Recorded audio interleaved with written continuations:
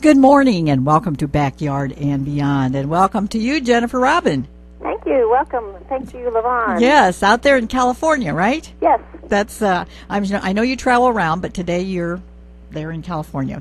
Well, Jennifer, there's a number of things that I have questions about and comments about, and one of them is that your first book was written in 1987. But it's still used as a textbook. That tells me that there was a great deal of important information and credibility in that book. Thank you for noticing that. Yes. I mean, people have an idea that fashion stylists are for the stars, and in fact, it's a very practical service that I offer. And you do that in a number of ways. Yes. I mean, in addition to the book, you have sessions. We can go to YouTube. What are some of the other ways that you share all this information with folks?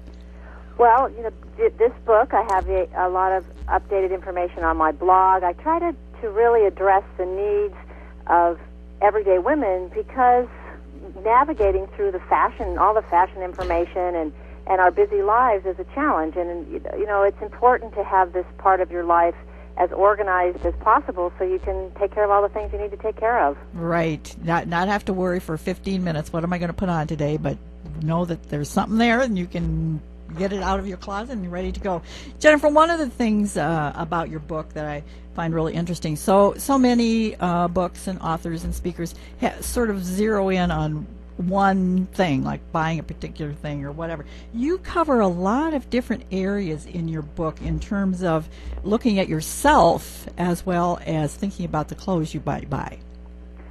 Well, I'm wanting to encourage my readers to use their creativity. Women are so creative, whether it's knitting or scrapbooking or gardening or whatever they do, and clothing is the same and has a lot of potential for fun and enjoyment. And as an artist, as a visual artist, I've developed my eye for art and design as well as clothing, and I want to really invite the readers to join me in this enjoyable experience that we really have every day. We have to get dressed, so let's make it something that we can really personally connect to and have fun with. Mm-hmm. A couple of specific things I want to ask. Related, one of the things you talk about is jewelry, and it seems to me jewelry all of a sudden is big news. The advertisements, the home parties, and so on. People are wearing so much more jewelry. Tell us a little bit about how you think we should choose our jewelry.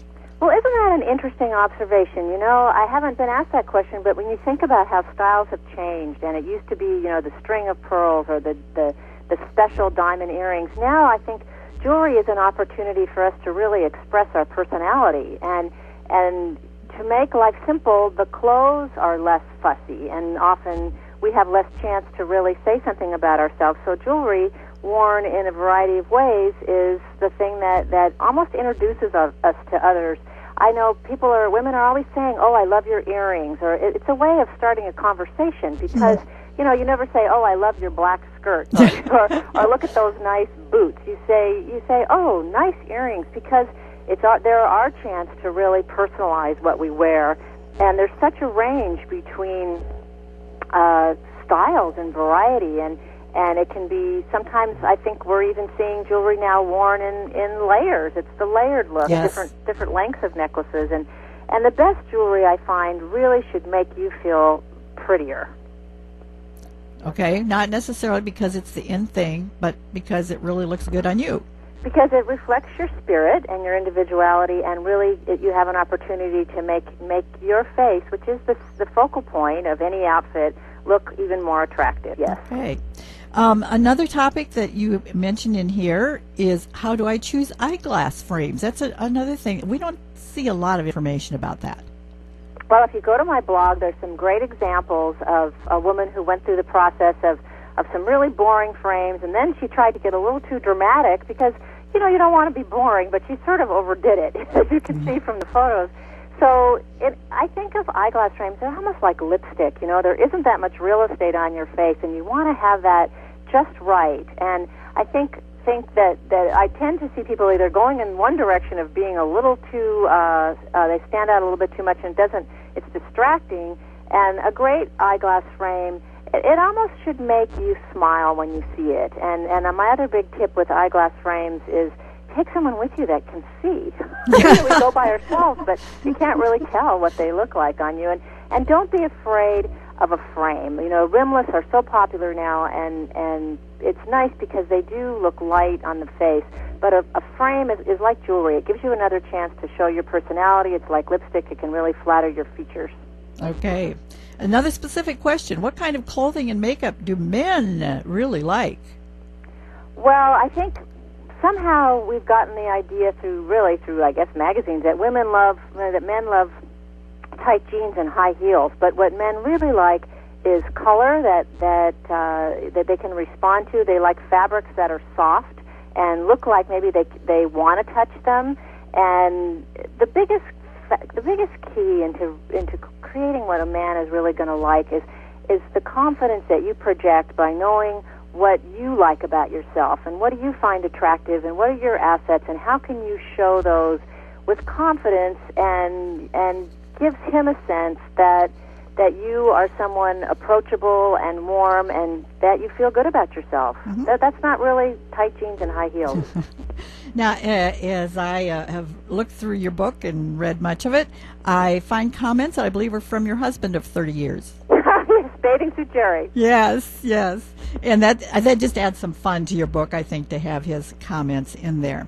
Well, he's my bathing suit expert. You know, I just like every other woman, I'm critical, and he's taught me over the years to appreciate what is beautiful about my body, and I couldn't have done that without his encouragement. So look at the assets, not the things that you think are negative. That's right. And he picks my bathing suits, you know, and if he's the one that wants to enjoy them, I'll let him, choose whatever he wants. And over the years, I'm glad. You know, he's kept me out of the black one pieces. Jennifer, I watch quite a few of those home decorating shows, and what people want, and they want these humongous closets, and I'm thinking, how many of those clothes can you wear in a year? Do we really need humongous closets and spend tons of money on clothes to look well dressed? I watch those shows too, and I've been doing this a long time. People don't have closets like that, but I'll give you a tip, a closet tip that is really makes more use of your closet if your closet is small. Is buy a portable rolling rack, the kind you might put in your utility room, and use that as almost a backup closet. So if you want to organize and clean up your closet, of course you're not going to walk into a huge walk-in closet the size of your bedroom. You're working with a small space. You're probably sharing it with someone. The portable rack allows you to take a few things out at a time and look at them and mix and match and weed, so you're getting rid of the things you're not wearing, so you're not overwhelmed by clutter. And of course, there are only so many days that we need clothes for. I think that's kind of just, I don't know, television. Yeah, maybe that's it. And in terms of this rolling rack, you say you can see what you have. And I don't know about you, Jennifer, but I have done this. I've gone through my closet, and I found something I didn't even remember I had. Isn't it amazing? It's like the hidden depths.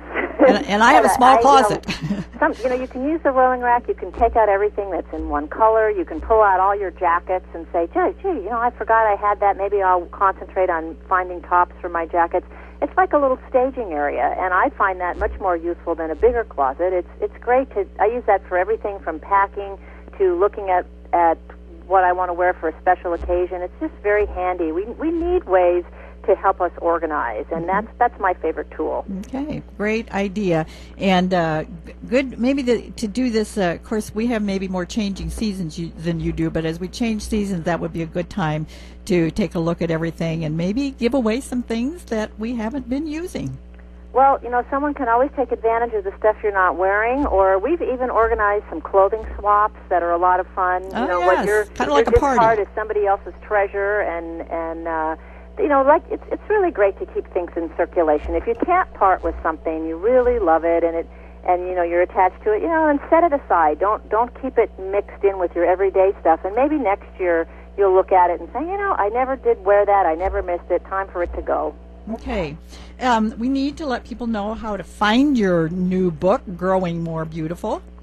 Well, the best way is on Amazon. You can order it very quickly through them. You can also get it from my website, growingmorebeautiful.com, and there's a free, there's a sample chapter. There's lots of advice on my blog, and you can also go to your local bookstore and ask them to order it for you. Okay. And how do we get to your blog? It's on, everything's on my website, okay, growingmorebeautiful.com. Okay, and then you can click and see all those. What can you summarize just briefly? What is the most important idea from your book, Growing More Beautiful? Learning to see like an artist. That's why it's an artful approach to personal style. If we're taught to be critical, and so we kind of peek through our fingers, but I suggest, move your hands away and start to think about learning to see, because that is the beauty of being an artist and creating clothes and outfits that you'll just love to wear. And then, perhaps you'll even learn to love yourself a little more.